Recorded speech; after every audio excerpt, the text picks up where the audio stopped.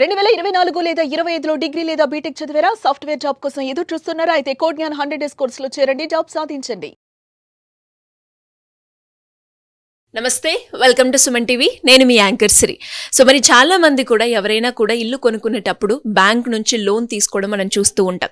And అందులో భాగంగానే EMI సరిగ్గా కట్టకపోతే బ్యాంక్ స్వాధీనం చేసుకుంటూ ఉంటుంది ఆ ఇల్లుని.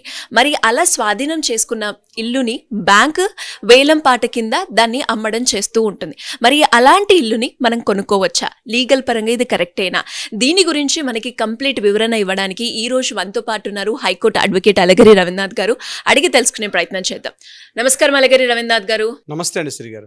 బ్యాంక్ ఆక్షన్ లో కనుక ఇల్లుని కనుక వాళ్ళు అమ్మడానికి పెడితే ఆ ఇల్లుని మనం తీసుకోవచ్చు అంటారా? ఒకవేళ ఆ ఇల్లుని కనుక మనం తీసుకుంటే మనకి డబ్బులు తక్కువ పడే అవకాశం ఉందంటారా? ముందుగా మనం ఎలాంటి జాగ్రత్తలు పాటించాలి అంటారు ఒకవేళ అలాంటి ఇల్లుని కనుక మనం తీసుకోవాలి అన్న ఆలోచన ఉంటే? చాలా ఇంట్రెస్టింగ్ క్వశ్చన్ శ్రీ గారు. దీన్ని డిఆర్టీ అంటారు, డెట్ రికవరీ ట్రిబ్యునల్. అంటే ఈ బ్యాంకులు ఏం చేస్తాయంటే హౌసింగ్ లోన్ కింద, అంటే సెక్యూరిటీ లోన్ కింద లోన్స్ ఇస్తూ ఉంటారు. ఎవరైనా ఒక వ్యక్తి లోన్ తీసుకొని అది ఫ్లాట్ అయినా ఇండిపెండెంట్ హౌస్ అయినా కమర్షియల్ ప్రాపర్టీ అయినా ఏదైనా సరే ఒక ప్రాపర్టీ తీసుకున్న తర్వాత ఆ ప్రాపర్టీకి మంత్లీ ఉన్నటువంటి ఈఎంఐస్ చెల్లించకపోతే బ్యాంక్ రకరకాల నోటీసులు పంపిస్తూ ఉంటుంది.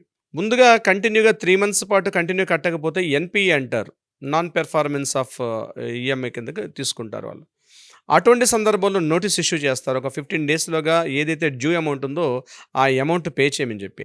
అతను ఆ టైంలో కూడా అమౌంట్ కట్టకుండా డిలే చేస్తూ వస్తున్నాడు అనుకోండి, అప్పుడు ఏదైతే బ్యాలెన్స్ అమౌంట్ ఉందో, ఫర్ ఎగ్జాంపుల్ ఆ ఇంటి వాల్యూ ₹1,00,00,000 అనుకుందాం. అతను 30 lakhs రూపీస్ పే చేశాడు. ఒక 70 లక్షల రూపాయలు లోన్కి వెళ్ళాడు. సో బ్యాంక్ 70 లక్షల రూపాయలు ఇచ్చి ఆ ప్రాపర్టీని అతని పేరు మీదుగా రిజిస్ట్రేషన్ చేస్తారు, లోన్ తీసుకున్న వ్యక్తి మీదుగా. ప్రిన్సిపల్ అమౌంట్ ఏదైతే ఉందో కొంత ఇనిషియల్ ప్రీమియం అమౌంట్ కింద ఆయన 30 lakhs పే చేశాడు. ఆయన ఏం చేశాడు, కొంత అమౌంట్ అయితే పే చేయడం జరిగింది. కొంత ఈఎంఐస్ 10 ఈఎంఐలో 5 ఈఎంఐలో ఒక 20 ఈఎంఐలు కట్టిన తర్వాత ఆయన బ్యాలెన్స్ ఈఎంఐస్ ఫర్ ఎగ్జాంపుల్ ఒక 10 years టెన్యూర్ ఉందనుకోండి. ఆ 10 years టెన్యూర్లో ఆయన ఒక 1 year 2 years పే చేశాడు. ఆయన 2 years 3 years పే చేశాడు. పేమెంట్ చేయకపోతే బ్యాంకర్ ఏం చేస్తారంటే వితౌట్ కోర్టు ఆర్డర్ లేకుండా కూడా డిఆర్టీ, డెట్ రికవరీ ట్రిబ్యునల్ అనేటువంటి ఒక ఆప్షన్ ద్వారా ఆ ప్రాపర్టీని బ్యాంకర్ స్వాధీనం చేసుకుంటారు. స్వాధీనం చేసి ఆ అమౌంట్ ఎంతైతే బ్యాంకర్ ఇచ్చారో ఆ అమౌంట్ మీద బ్యాంక్ ఆక్షన్లో పెడుతుంది ఆ ప్రాపర్టీని. అంటే ₹1,00,00,000 ప్రాపర్టీని జాగ్రత్తగా అబ్జర్వ్ చేయండి. ₹1,00,00,000 ప్రాపర్టీ 30 లక్షల రూపాయలు ఆల్రెడీ పే చేసేసాడు ఆయన. బట్ ఇంకా బ్యాలెన్స్ అమౌంట్ 70 లక్షల రూపాయలు లోన్ ఇచ్చింది కాబట్టి బ్యాంక్ ఏం చేస్తుందంటే ఆ 70 లక్షల రూపాయలకు సంబంధించి లోన్ ఆక్షన్లో పెడుతుంది. అంటే యాక్చువల్గా డైరెక్ట్గా కొనుక్కున్న ప్రాపర్టీ కన్నా బ్యాంక్ ఆక్షన్స్ ద్వారా ప్రాపర్టీలో తీసుకున్నట్లయితే అది మార్కెట్ వాల్యూ కన్నా తక్కువగా వచ్చే అవకాశం కూడా ఉంటుంది. అందుకని చాలామంది ఏం చేస్తారంటే బ్యాంక్ ఆక్షన్స్లో ఉన్న ప్రాపర్టీని కొనుక్కోవడానికి చాలామంది ఇష్టపడతారు. బ్యాంక్ ఒక అన్ని బ్యాంకులు, నేషనల్ బ్యాంక్స్ కావచ్చు, ఎన్బిఎఫ్సిస్ కావచ్చు, ప్రైవేట్ బ్యాంక్స్ అన్నీ కూడా ఒక ఆక్షన్ నోటీస్ డిక్లేర్ చేసి పలానా రోజు నాడు ఆక్షన్ని వాళ్ళు వేస్తారు. ఆక్షన్ 2 రకాలుగా ఉంటుంది. ఒకటి ఈ ఆక్షన్ అంటారు, ఇంకో డైరెక్ట్ ఆక్షన్ ఉంటుంది. ఈ ఆక్షన్లో ఏం చేస్తారంటే కొంత డిపాజిట్ అమౌంట్ అయితే పే చేయాలి. టోటల్ ఒక నామినల్ అమౌంట్ ఎంతో కొంత డిక్లేర్ చేస్తారు కాషన్ డిపాజిట్ కింద. ఆ డిపాజిట్ పెట్టి మనం ఆక్షన్లో పార్టిసిపేట్ చేయొచ్చు. ఆక్షన్లో పార్టిసిపేట్ చేసిన తర్వాత ఆక్షన్ పాడుతూ ఉంటారు బ్యాంకర్స్. ఆ అమౌంట్ ఎప్పుడైతే అనుకున్నటువంటి బ్యాంకర్ ఏదైతే అమౌంట్ అనుకున్నారో ఆ అమౌంట్ రాగానే ఇమీడియట్గా ఆ పర్సన్కి ఇష్యూ చేసి ఆ ప్రాపర్టీ అతని పేరు మీదుగా ట్రాన్స్ఫర్ చేసే హక్కు బ్యాంకుకు ఉంటుంది.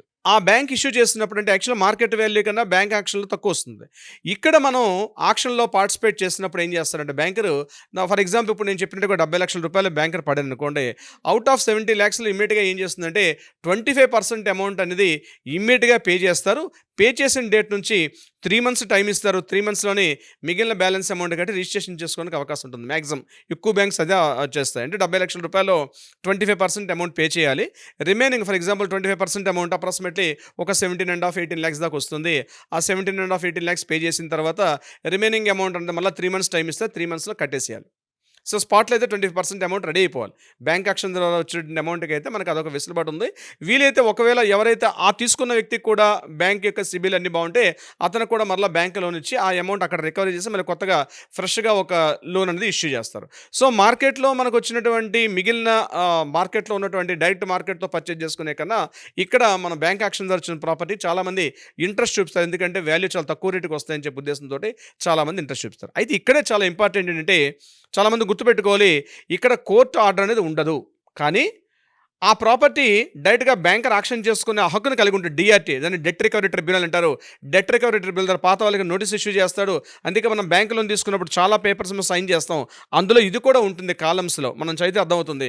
ఒకవేళ ఎనీ టైం కానీ ఈఎంఐస్ కానీ ఫ్రీక్వెంట్గా కట్టకుండా పోతే ఆ బ్యాంక్ ఆక్షన్ పెట్టుకునే అవకాశాన్ని మనం బ్యాంక్కి మనం ఇస్తూ కూడా సిగ్నేచర్ పెడతాం. కాబట్టి bank will occupy the total entire the property and bank will auction the property in the open ఆక్షన్లో బ్యాంక్ పెడుతుంది. అది ఒక్కోసారి ఆన్లైన్లో కూడా ఆక్షన్ డిక్లేర్ చేస్తారు. ఆన్లైన్లో మనం కట్టి పే చేయొచ్చు. ఆన్లైన్లో మనం ఏదైతే కాషన్ డిపాజిట్ మనం పెట్టి ఆక్షన్లో పార్టిసిపేట్ చేసిన తర్వాత మనకు ఆ ప్రాపర్టీ రాకపోతే కాషన్ డిపాజిట్ అమౌంట్ కూడా మళ్ళీ వెనక్కి ఇచ్చే అవకాశం కూడా ఉంటుంది. సో ఇదంతా ఒక సిస్టమేటిక్గా పనిచేస్తుంది. ఆక్షన్ ఈ ఆక్షన్ అంటారంటే ఈ ఆక్షన్గా వేస్తారు, మరో డైరెక్ట్గా కూడా ఆక్షన్స్ వేస్తారు. చాలామంది ఇంట్రెస్ట్ చూపుతారు. సో ఇటువంటి సందర్భాల్లో వేలంపాటలు, దాన్ని వేలంపాట అంటారు. ఆక్షన్ అంటే వేలంపాట. ఆక్షన్లో కానీ పార్టిసిపేట్ చేసి ప్రాపర్టీ తీసుకునేటప్పుడు ప్రధానంగా గుర్తుపెట్టుకోవాల్సింది ఒక 6 పాయింట్స్ చెప్తాను. ఈ 6 పాయింట్ ప్రధానంగా గుర్తుపెట్టుకోవాలి. ప్రధానంగా వెరీ చాలా ఇంపార్టెంట్. ఈ 6 పాయింట్స్ కూడా గుర్తుపెట్టుకోవాలి. అందులో పాయింట్ నెంబర్ 1 ఏంటంటే బ్యాంక్ టోటల్ పొజిషన్లో ఉందా లేదా సింబాలిక్ పొజిషన్లో ఉందా అన్నది చూడడం ఇంపార్టెంట్. అంటే ఆ ఎంటైర్ ప్రాపర్టీకి పొజిషన్లో తీసుకుందా బ్యాంక్కి, లేకపోతే ఒక సింబాలిక్ పొజిషన్ ఉందా అన్నది డాక్యుమెంట్ అనేది వెరిఫై చేయడం అనేది ఇంపార్టెంట్. కేవలం ఆక్షన్లో పార్టిసిపేట్ చేయడం కాదు. సో ఇవన్నీ కూడా చెక్ చేసుకోవాలి. బ్యాంక్ టోటల్ పొజిషన్లో ఉందా లేదా సింబాలిక్ పొజిషన్లో ఉందా అన్నది అబ్జర్వ్ చేయడం ఇంపార్టెంట్. నెంబర్ 2, ఈసీని చెక్ చేసుకోవడం చాలా చాలా ఇంపార్టెంట్. ఈసీ చెక్ చేసుకునేటప్పుడు ఈసీలో ఎవరైతే ప్రాపర్టీ అతని పేరు మీదుగా ఉందా లేదా జాయింట్ రిజిస్ట్రేషన్స్ ఉన్నాయా, కోప్లికెంట్స్ ఎవరైనా ఉన్నారా, ఇవన్నీ కూడా క్రాస్ చెక్ చేసుకోవడం ఈసీలో మనకు కనిపిస్తాయి. అవి కూడా మనం క్రాస్ చెక్ చేసుకోవాలి. నెంబర్ 3, ఏదైతే మనం ప్రాపర్టీ తీసుకున్నామో ఆ ప్రాపర్టీ బిల్డింగ్ పర్మిషన్ అప్రూవల్ తీసుకొచ్చాం. బిల్డింగ్ పర్మిషన్ అప్రూవల్ తీసుకొచ్చినప్పుడు ఏమైనా డీవియేషన్స్ ఉన్నాయా అంటే బిల్డింగ్ ఫ్లోర్ ప్లాన్ ఇస్తారు. ఫ్లోర్ ప్లాన్ మనకు టౌన్ ప్లానింగ్ ఆఫీస్ నుంచి అప్రూవల్ తీసుకుంటే హెచ్ఎండి అయితే హెచ్ఎండిఏ, లేకపోతే దగ్గరగా ఉన్నటువంటి టౌన్స్లో అయితే ఆ టౌన్ ప్లానింగ్ ఆఫీసర్స్ అప్రూవల్స్ ఇస్తారు. హౌస్ ప్లానింగ్ అప్రూవల్ ఇచ్చేటప్పుడు ఆ బిల్డింగ్ ఫ్లోర్ ప్లాన్ అంతా కూడా ఒకసారి చెక్ చేయాలి. ఫ్లోర్ ప్లాను డైరెక్ట్గా ఉన్నటువంటి యాస్టిస్గా ఉందా లేదా, అంటే carpet area, plinth area, brick to brick అంతా ఉన్నటువంటి ఆ సైజ్ యాస్టిస్గా ఉందా లేదా అన్నది కూడా చెక్ చేసుకోవాలి. అంటే బిల్డర్ ఏం చేసి ఉంటారంటే ఒక్కొక్కసారి అప్రూవల్ రకంగా ఉంటుంది, డీవియేషన్స్ మాత్రం ఉంటుంది. ఒక 10%, 16% డీవియేషన్స్లో కడతారు. ఎందుకంటే కొంత కాస్ట్ ఎగ్జామ్షన్ తగ్గించుకోవడం చెప్పి బిల్డర్స్ రకరకాల జిమ్మికలు చేస్తారు. అందులో భాగంగా డీవియేషన్స్ వచ్చేస్తాయి. యాక్చువల్లీ ఒరిజినల్ అప్రూవల్ ప్లాన్ ఒకటి ఉంటుంది, అక్కడ పొజిషన్ చూద్దామంటే ఉంటుంది. మీరు చెప్తే నమ్మరు, మేము కొన్ని డాక్యుమెంట్స్ చూస్తాం, అక్కడ అప్రూవల్ ఏమో ఈస్ట్ ఫేసింగ్లో ఉన్నటువంటి అప్రూవల్ చూస్తాం, అక్కడ అప్రూవల్ ఏమో ఈస్ట్ ఫేసింగ్ నార్త్ ఈస్ట్లో ఉన్నటువంటి బిల్డింగ్ ఉంటుంది. మనం చూసేసరికి అది కంప్లీట్గా సౌత్ ఈస్ట్లో పెట్టే ఎంట్రన్స్ కనిపిస్తుంది. అంటే బిల్డింగ్ అప్రూవల్ వచ్చినప్పుడు మాత్రం నార్త్ ఈస్ట్లో ఎంట్రన్స్ కనిపిస్తుంది. బిల్డింగ్ అప్రూవల్ ప్లాన్ చూసి పొజిషన్లోకి వెళ్ళి చూసేసరికి అక్కడ సౌత్ ఈస్ట్లో ఉంటుంది. సో బిల్డింగ్ ప్లాన్ అప్రూవల్ కూడా తప్పనిసరిగా చూసుకోవడం చాలా చాలా ఇంపార్టెంట్.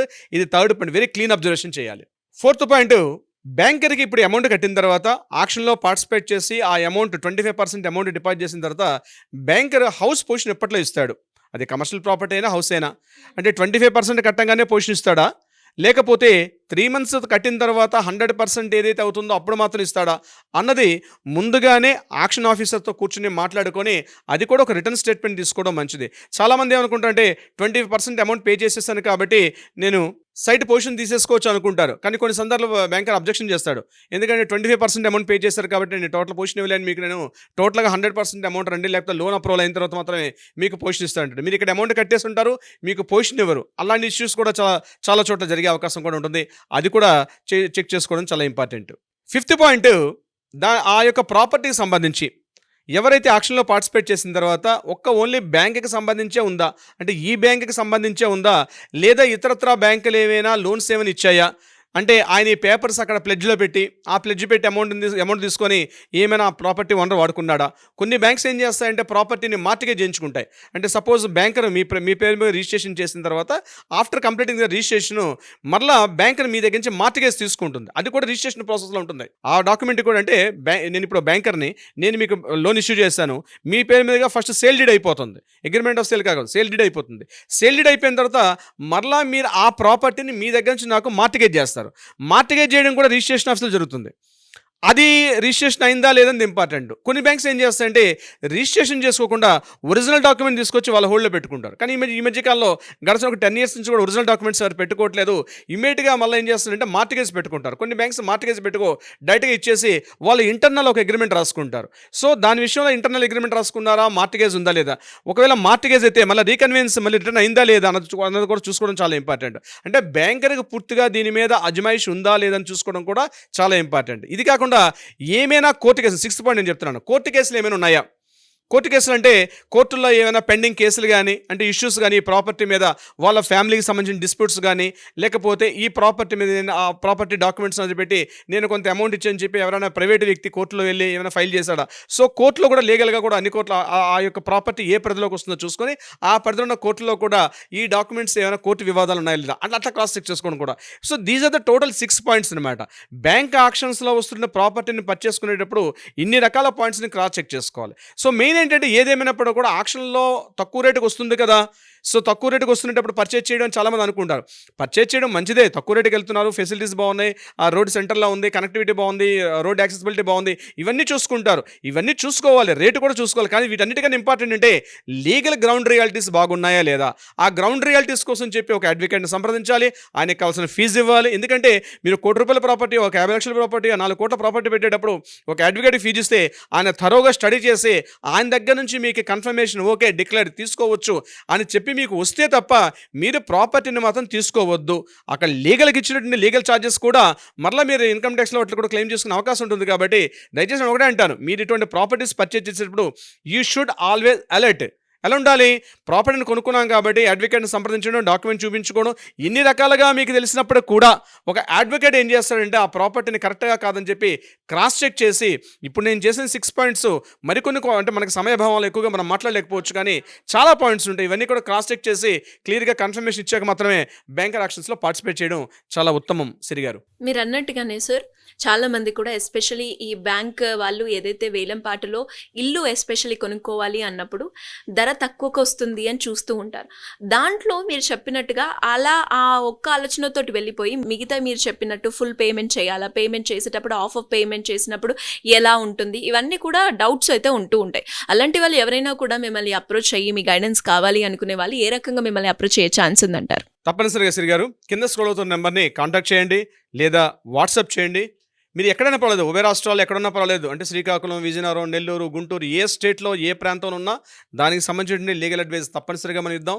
ఇది కాకుండా కోర్టులో ఏదైనా వివాదాలు, కేసులు ఉంటే కూడా వాటికి కూడా సన్నిధంగా పరిష్కారం చూపించే దిశగా కూడా ప్రయత్నం చేద్దాం. సిరి గారు డెఫినెట్గా sir, thank you so much. Thank you so much Siri గారు. సుమన్ టీవీలో మీ పర్సనల్ అండ్ బిజినెస్ ప్రమోషన్స్ కోసం కింది నెంబర్కి కాంటాక్ట్ చేయండి.